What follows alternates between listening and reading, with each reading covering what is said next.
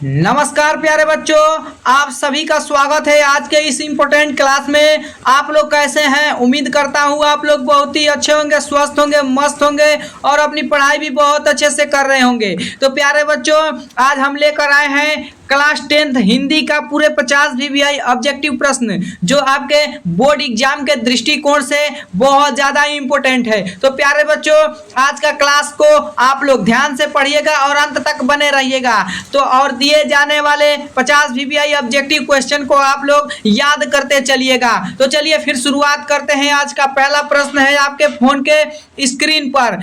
चलिए शुरुआत करते हैं। कर्मयोगी कविता के लेखक कौन है? आपसे प्रश्न पूछा है कि कर्मयोगी कविता के लेखक कौन है। तो प्यारे बच्चों, आपका इसका राइट आंसर क्या हो जाएगा? रामधारी सिंह दिनकर इसका राइट आंसर हो जाएगा। क्या हो जाएगा दोस्तों? रामधारी सिंह दिनकर हो जाएगा। ओके जी, तो चलिए अगला प्रश्न देखते हैं। अगला प्रश्न कह रहा है कि शकुंतला नाटक किसने लिखा है? शकुंतला नाटक किसने लिखा है? तो प्यारे बच्चों, वो कालिदास ने लिखा है। किसने लिखा है? कालिदास ने लिखा है। 2 नंबर क्वेश्चन का आंसर आपका ऑप्शन नंबर ए बिल्कुल करेक्ट आंसर हो जाएगा। चलिए अगला प्रश्न देखते हैं। गीतांजलि कविता संग्रह का लेखक कौन है? आपसे प्रश्न पूछा है गीतांजलि कविता संग्रह का लेखक कौन है। तो प्यारे बच्चों, वो कौन हो जाएंगे? तो हो जाएंगे रविंद्रनाथ टैगोर जी। कौन हो जाएंगे? आपके रविंद्रनाथ टैगोर जी हो जाएंगे। 3 नंबर क्वेश्चन का आंसर आपका ऑप्शन नंबर बी बिल्कुल करेक्ट आंसर हो जाएगा। चलिए अगला 4 नंबर प्रश्न देखते हैं। 4 नंबर प्रश्न कह रहा है कि मधुशाला कविता किसने लिखी? मधुशाला कविता किसने लिखी है? आपसे प्रश्न पूछा है। 4 नंबर क्वेश्चन का आंसर आप लोग फटाफट बताइए और हमारे साथ कमेंट सेक्शन में आंसर देते चलिए। सभी प्यारे बच्चों, आप लोग इसका आंसर बताओ क्या हो जाएगा। तो प्यारे बच्चों, मधुशाला कविता किसने लिखी है? तो प्यारे बच्चों, वो लिखे हैं हरिवंश राय बचपन ने। क्या लिखे हैं? हरिवंश राय बचपन ने। 4 नंबर क्वेश्चन का आंसर आपका ए बिल्कुल करेक्ट आंसर हो जाएगा। चलिए अगला 5 नंबर क्वेश्चन देखते हैं। 5 नंबर प्रश्न कह रहा है कि नीलकंठ कहानी का लेखक कौन है? नीलकंठ कहानी का लेखक कौन है? तो प्यारे बच्चों, नीलकंठ कहानी का लेखक है भगवती चरण वर्मा। कौन है? भगवती चरण वर्मा जी हो जाएंगे। चलिए अगला प्रश्न देखते हैं।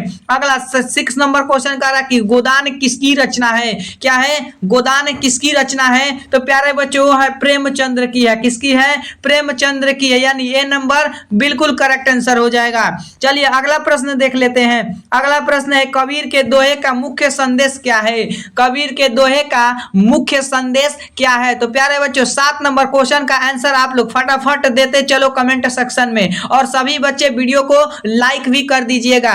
जितने बच्चे क्लास से जुड़े हैं वो सभी बच्चे क्लास को लाइक कर दीजिए। तो 7 नंबर क्वेश्चन का आंसर बताइए, कबीर के दोहे का मुख्य संदेश क्या है? तो प्यारे बच्चों, वो है भक्ति और ईश्वर का प्रेम है। क्या है? भक्ति और ईश्वर का प्रेम है, यानी ए नंबर बिल्कुल करेक्ट आंसर हो जाएगा।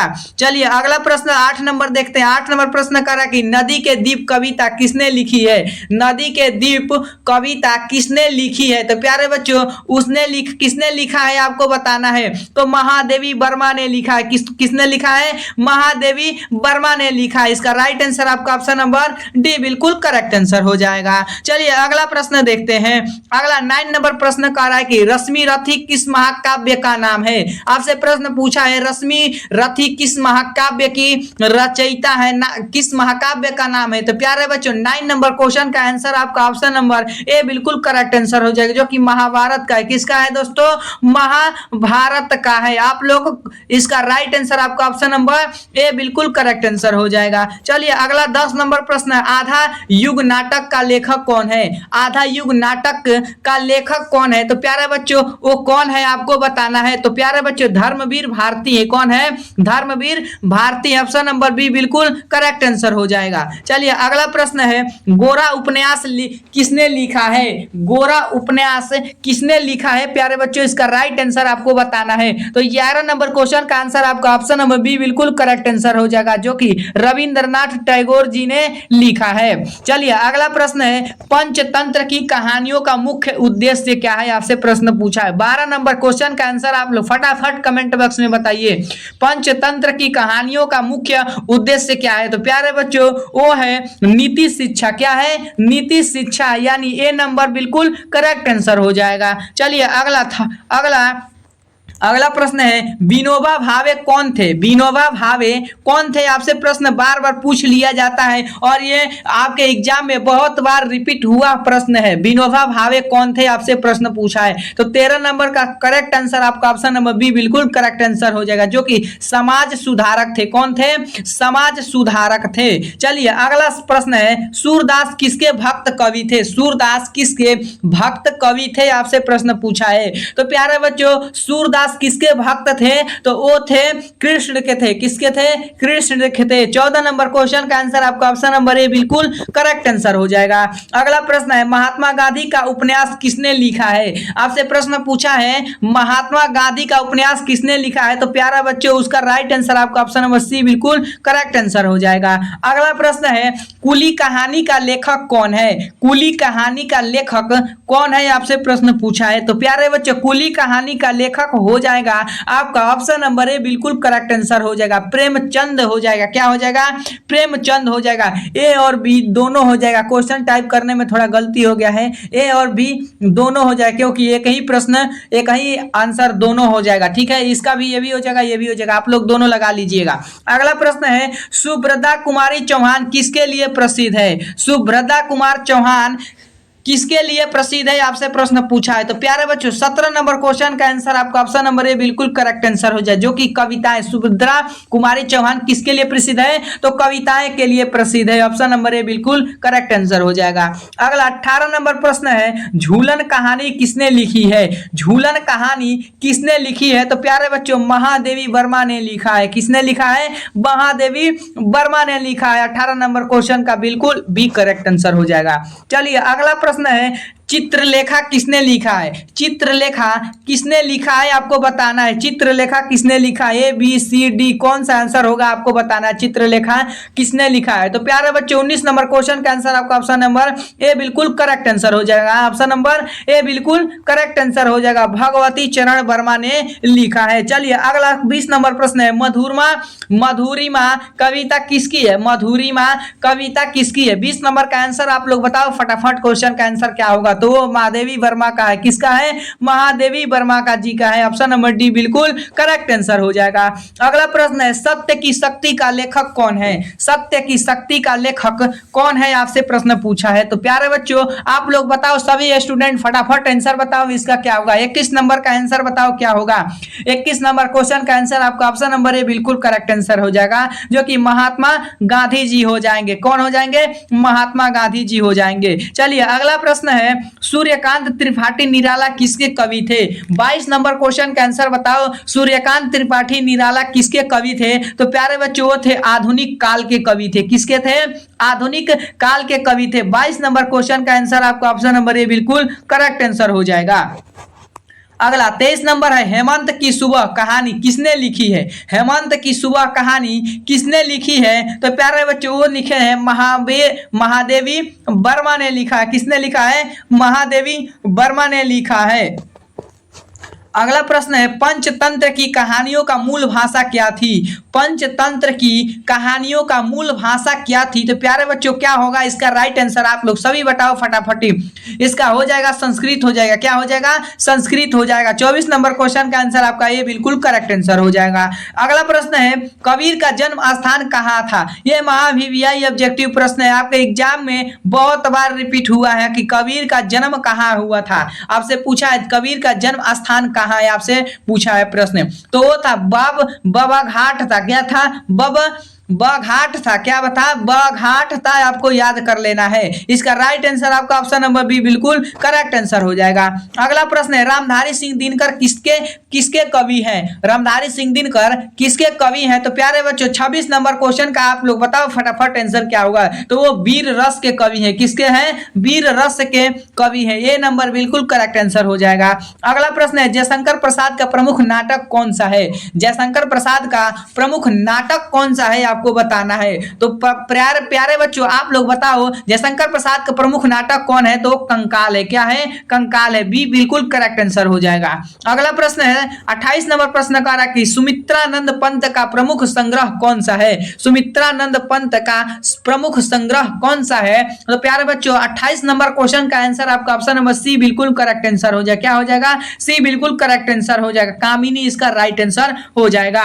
अगला प्रश्न है, अगला प्रश्न कह रहा कि महादेवी वर्मा की किस काव्य धारा से जोड़ा जाता है? महादेवी वर्मा की को किस काव्य से जोड़ा जाता है आपको बताना है। तो प्यारे बच्चों आप लोग बताओ इसका राइट आंसर क्या होगा। 29 नंबर क्वेश्चन का आंसर आपका ऑप्शन नंबर ए बिल्कुल करेक्ट आंसर हो जाएगा। छायावाद इसका राइट आंसर हो जाएगा। अगला प्रश्न है, अगला प्रश्न कह रहा है कि कृष्ण का जन्म कविता किसने लिखा है? कृष्ण का जन्म कविता किसने लिखा है आपको बताना है। सूरदास, जयशंकर प्रसाद, हरिवंश राय बचपन, महादेवी वर्मा। तो किसने लिखा है तो आपको बताना है फटाफट इसका आंसर क्या होगा। तो सूरदास ने लिखा है। क्या लिखा है? सूरदास ने लिखा है। इसका राइट आंसर आपका ऑप्शन नंबर ए बिल्कुल करेक्ट आंसर हो जाएगा। चलिए अगला प्रश्न देखते हैं। अगला प्रश्न है गोदान का नायक कौन है? गोदान का नायक कौन है आपको बताना है।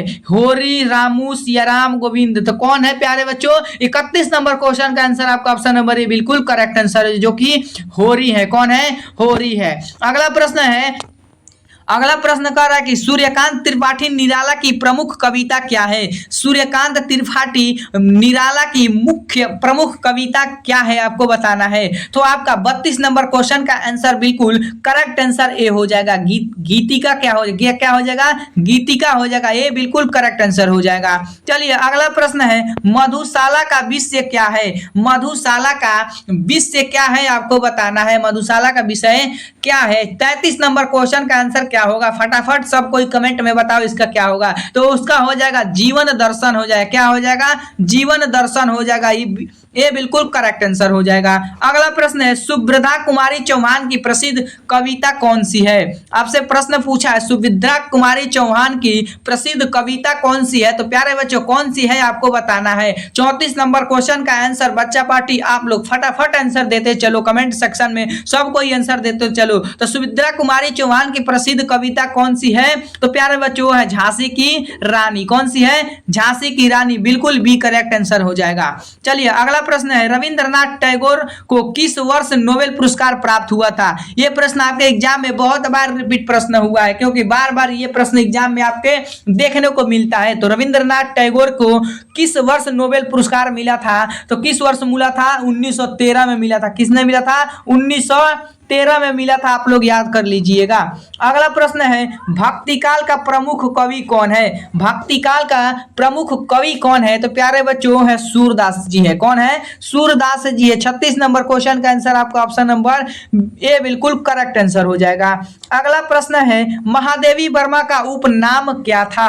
आपसे प्रश्न पूछा जाता है एग्जाम में महादेवी वर्मा का उपनाम क्या था? तो आपको बताना है चारों में से क्या होगा। तो प्यारे बच्चों क्या हो जाएगा? 37 नंबर क्वेश्चन का आंसर आपका ऑप्शन नंबर सी बिल्कुल करेक्ट आंसर हो जाएगा। छायावादी कवियत्री था। क्या था?